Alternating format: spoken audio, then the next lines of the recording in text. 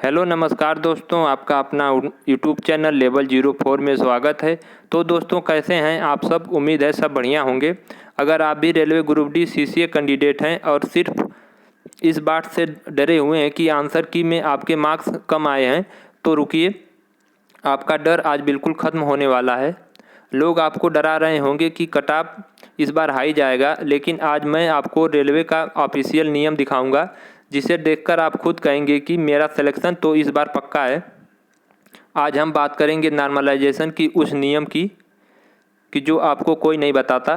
तो वीडियो के अंत तक बने रहें ताकि आपको पूरी जानकारी मिल सके। और जितने भी साथी हमारे चैनल पर फर्स्ट टाइम जुड़े हों वो चैनल को सब्सक्राइब कर लें। तो दोस्तों सबसे पहले अपने दिमाग से यह बात निकाल दीजिए कि नॉर्मल कैटेगरी के तरह आपका भी इस बार 60 से 70 नंबर लाना अनिवार्य है। हम आपको बता दें, रेलवे में सीसीए यानी एक्ट अप्रेंटिस वालों के लिए पूरा खेल अलग होता है। अगर आपके रॉ मार्क्स बेहद कम आए हैं, 40 से अगर 35 से 40 भी आ रहे हैं, तब भी आप रेस में बहुत आगे हैं। ऐसा क्यों है?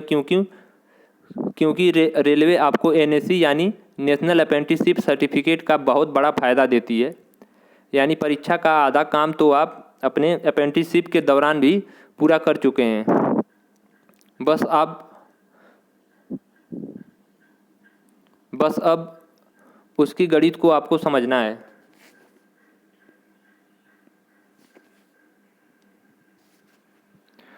तो दोस्तों अब समझिए उस फार्मूले को जो आपकी नसीब बदलने वाला है।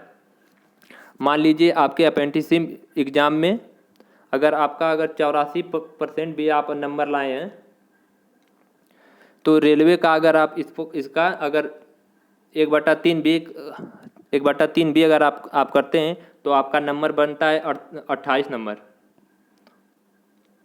और वहीं अगर आपने सीबीटी एग्ज़ाम में सिर्फ 30 नंबर भी लाए हैं, तो जब इसका आप 2/3 करेंगे तो इसका बनता है 20 नंबर।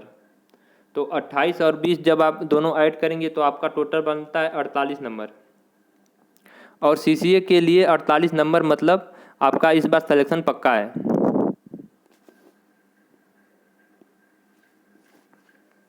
करते हैं कि इस बार कट ऑफ इतना कम क्यों रहने वाला है। इसके पीछे 3 सबसे बड़े सॉलिड कारण हैं। सीटों की भरमार, रेलवे की कुल वैकेंसी का सीधा 20% हिस्सा सिर्फ और सिर्फ आपके लिए लॉक रहता है। इस सीटों पर कोई अन्य कैंडिडेट पैर भी नहीं रख सकता है। कैंडिडेट की कमी, जितने सीटें रिजर्व होती हैं, कई बार उतनी सीसीए कैंडिडेट एग्ज़ाम में बैठे ही नहीं होते हैं। यानी सीटें खाली रहने का पूरा चांस रहता है।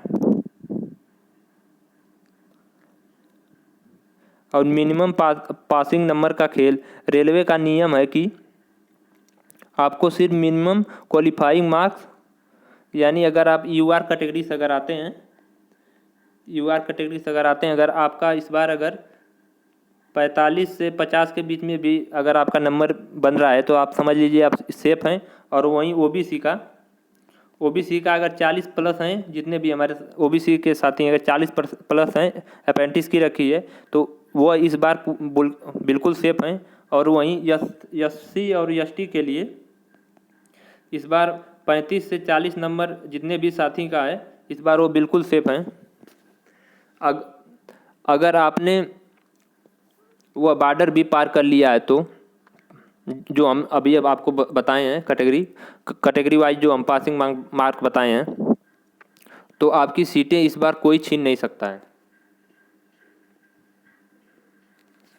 तो अगर आप बॉर्डर लाइन पर भी हैं और आपका एनएससी सर्टिफिकेट पूरी तरह वैलिड है, तो बिना समय गवाए आप आगे के डॉक्यूमेंट संभाल लीजिए। और रही बात रिजल्ट की कि रिजल्ट कब आएगा, तो रेलवे बोर्ड इस बार पूरी मिशन मूड में है कि रिजल्ट कभी भी अपने ऑफिशियल वेबसाइट पर लाइव कर सकता है।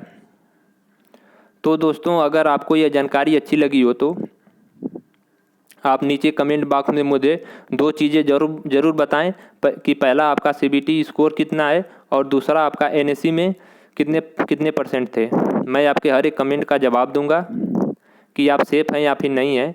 और चैनल पर अगर आप नए हो तो चैनल को सब्सक्राइब करना ना भूलें। मिलते हैं अगली वीडियो में। जय हिंद।